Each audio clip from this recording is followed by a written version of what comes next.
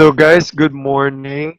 I am Afternoon. Johan Nung, and along with me is Miss Kia Miasco. So, today we will be doing an interview, a short interview, and this will be from La Hubre Designs. So, La Hubre Designs, they are dedicated to create spaces where users will have an experience with a comfortable, personal, distinctive, unexpected spaces that is made with conscience and mindfulness of resources, its environmental impact. So right now we have interior designer Joan Reyes with us. Um, yes, and yes, she's here with us for the interview. Hi, Miss Joan. Hi, Miss Hello, Joanne. Joanne and Kia. Hello. Thank you for having me. And I'm Thank sorry you if I also, couldn't Miss, join yung for your cooperation. excited. Yeah. Thank you also for having us. It's a pleasure to be able to interview you today, and as well we also have our viewers from interior design, specifically Bachelor of Science in Interior Design in San Carlos, and yes, hoping we would learn and hear more about your how you started and how you are now in the interior design field. I have a first question. My first question with you, Miss John, is yeah, can you tell us more about you? How, where you graduated interior design, and yeah, your journey, just your journey. Okay, sige. Actually, interior design was my second course na.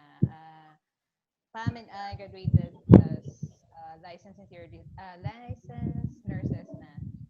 But we did not know each other before that. I attended Mhm. school in La Consolacion College for 2 years, and then transferred back to Iloilo on my third year, and then that's when I met Pam in University of San Agustin. And then I'm just a year ahead of her, and then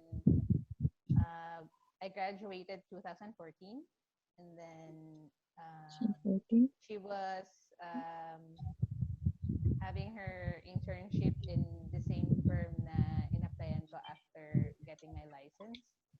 And then for about a year, I contacted her, and then we talked about putting up a group kasi mag-neighbors naman kami ni Pam eh. We live in the same village.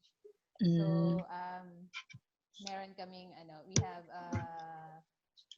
a spot now where we can put up an office. Uh, okay, so now let's proceed to our first question. To our listeners. These are the Okay. questions we came up with. So anyway, this is about transitioning from employment to private practice. So how much capital, if you don't mind us asking, how much capital, like the equipment, portfolio, contents, everything that you have, how much should we prepare for when it comes to opening a firm, or like network and connection determine the success of your private practice? For the capitalization, tinanong din sa akin yan ng mga contemporaries namin. Actually, both Pam and I, laptop lang talaga yung ano namin, tool namin when we started. And then we started working from home muna. Hindi muna kami nag-establish ng office until the second year na. So, wala. Laptop lang talaga. And then, we banked on our contract. We drafted a Mm. contract. Yun. And then, kasi, yun nga, start pa lang, nag-advocate na kami ng paperless, mga ganun. So, we sort of parang ino-orient na yung client and contractors. Okay, we do the design, send namin sa inyo yung file. Kayo na mag-print. Ganun. Parang ganun. Well, Tia, you want to throw out your second question? Yeah. Miss, as what you have said, I think you really had a great teamwork with Miss Pam, no? And may I ask if what has been your power tool in building a healthy creative career in this as Yun. of this moment? I would say it would be the questionnaire in terms of assessing the design brief and the contract. Kasi mas the main ano kasi concern dyan when you're starting the practice na parang ay baka hindi ako bayaran ng client. Yeah. This Oo. is really what's happening. I'm Mm-mm. insecure kasi I just graduated, parang um I lack experience pa. So, uh, yung contract and questionnaire muna and then we draft a contract. Ganun yung method namin. Mm. Those two tools help us in a way na ito yung scope na gusto mo for us to tackle. And then we give you back the contract draft. Ito yung options. Kasi when everything is written, um, meron kayong babalikan, both you and the client. Ganito yung sinabi ko, ganito yung scope. Um, if we go beyond this, we go beyond the timeline, then klaro na you will be charging like per hour or per sheet, ganun. Yun Mm-mm. ang healthy tool namin, I would say. The questionnaire and Mm. the contract, design contract. Ganun. Okay, and that answer leads me to the next question. So my next question is, when you started, what was the most challenging question that was asked to you by your client? Mm. Tinanong niya ako kasi parang first year pa lang namin ni Pam yun. And our projects parang isang condo in Manila and two commercial projects in Iloilo in the Mega World area. So he was inquiring about a residential project na parang 2 floors yata. Ganun. So he was asking me na, uh, how can you compensate for the lack of experience? Siyempre, parang wow. Okay, ano na. Ah, dito, research. O ano pa? What else? Parang, more research? Yun ang sagot ko sa kanya. Kasi, wala. I cannot give you something I do not have. But I can Mm. research on that. I can definitely research on what you want. Parang ganun. Parang what you want to happen on the space. Miss, what would you change in the current academic program, like to better prepare students for their professional practice? Like, do you have anything in mind, like specific program do you have, like students have to master when they get into the practice now in reality? Oh, yun. I would bank on the internship program. Sabi ko nga sa mga professors ko who are in the academy. First year pa lang, ma'am, you engage them na kasi basic ng design, they have to see the site. They have to see the actual space.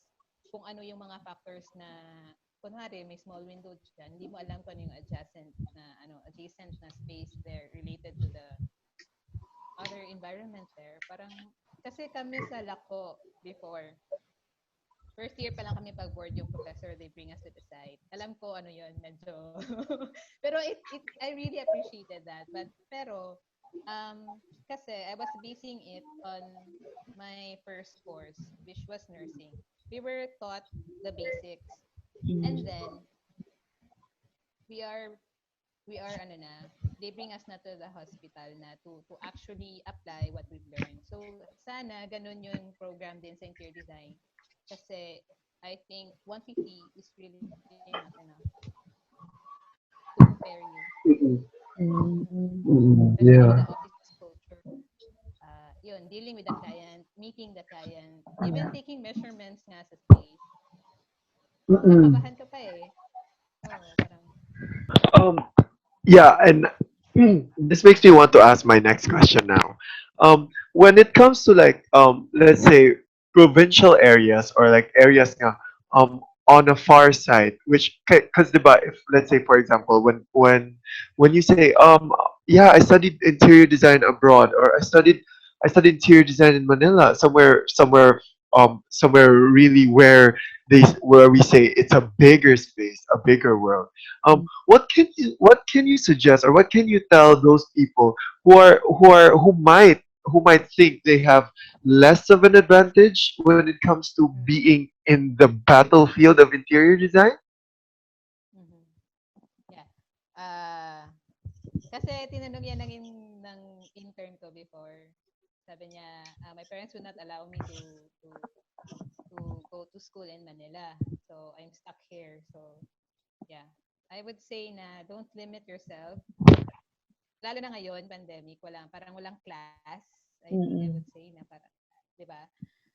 Don't limit yourself sa mga bagay na what you're given lang. Kunwari, you were given a class, no? And then right now it's really crazy right now with the programs sa school siguro I think. Um, if you want to learn, ang dami kasing platform eh. Yeah, you true. can you can go online for other sources, other designers na international yung ano experience. And maraming online courses. So, Miss, this is like Um, regarding the pandemic that is happening right now. People are mostly staying in their homes, like working from home. So, interior design profession was put into limelight. Like, have you seen the posts from Preview and Jim A? Were basically saying that interior design is DIY endeavor now. So, what are your May thoughts na-trigger in tuloy ako. this, and does this affect on the business of interior design? mm, I would say na number one, yung Endeavor. DIYers, you're not DIYers. really your target. You're not really your target clients. Mm. Ganun yun. So, if they say na they can do it yourself, it's parang ganito, parang if you are a person who's trying to live a healthy life, parang you can do it yourself to live a healthy life. Parang you're not sick, you wouldn't ask a doctor, 'di ba? Yeah. Parang ganun yun eh. Remedies na lang. So the same with interior design. Home remedies. If they can do it themselves, parang you don't really need to take it negatively na na ano. Kasi yung DIYers, hindi yan sila yung client natin, yung target client natin. If they can do it themselves, let them do it. Kasi pandemic na yun eh. Sometimes therapeutic if you redo your room. And yes, mm-mm. you don't necessarily have to hire if hindi wala kang capacity ng ganyan, or you wanted to embark on it on a personal level, ganun. Pero interior design kasi is not DIY eh. Ganun. Um it's beyond what they were defining it to be. Yeah, Parang true. yun nga sabi ko sa mga contemporaries ko, this is really something na would should encourage us to step up our game. Well, thank you so much, Miss Jo. Thank you so much for sharing your and allowing us to learn more from you. Yes. Pero Yeah. honestly, Happy yeah, to learn me too. Yeah, myself, definitely. me myself, um, um, I learned a lot. Honestly, I learned a lot now. Yeah, There's, true. thank you so much to you guys. So, yeah, before closing out this interview, I want to ask from you, what can you tell our future interior designers Yeah. and the students right now that are trying to finish their thesis, not just particularly the ones that are studying from San Carlos, or the rest of the people, or the rest of the aspiring designers in Yeah, the world. aspiring designers, Miss. Can you give us something to live by To live by. or um, inspiring? I would say na favorite quote ko to eh. Dream wide awake. Kasi Dream hindi white. naman natin control yung mga bagay na nangyayari. But we can definitely um, set our, we can create a mindset that would really um, prepare us for the challenges to come, no? And the challenges that are are happening right now. So, sinasabi ko na dream wide awake kasi um, I always encourage people to look what's really happening, to be relevant, to reflect in their work kung ano yung mga bagay na that would benefit people in real times. Kaya yun, Thank dream wide you, awake. thank you, thank you, thank you, thank you so much, Miss Thank you Jo. din.